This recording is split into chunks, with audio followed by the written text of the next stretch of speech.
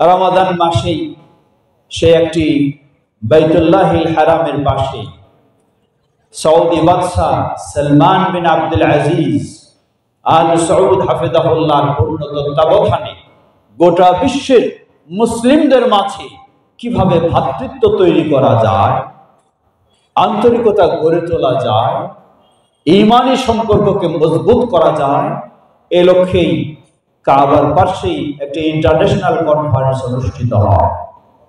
যে কনফারেন্সে প্রায় 90টি দেশ থেকে বিশিষ্ট ইসলামী ব্যক্তিত্ব 400 ব্যক্তিকে বিশেষভাবে আমন্ত্রণ জানানো হয়।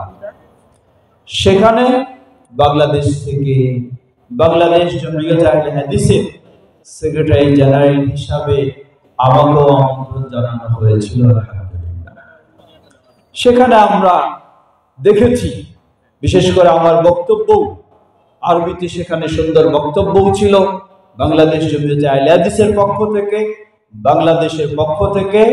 বিশেষ করে আমার যে পর্বটি ছিল সেটি ছিল মুসলিম বিশ্বের সংকট নিরসনের উপায় কি হতে পারে, যেগুলির মাঝে আমার অন্যতম কিছু প্রস্তাবনা ছিল।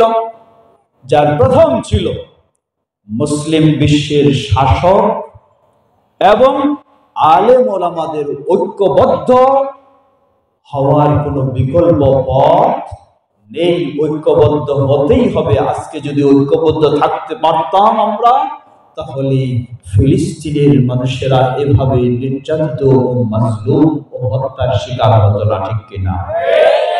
সুতরাং অবশ্যই আমাদেরকে ঐক্যবদ্ধই হতে হবে, এটি প্রথম বিষয়।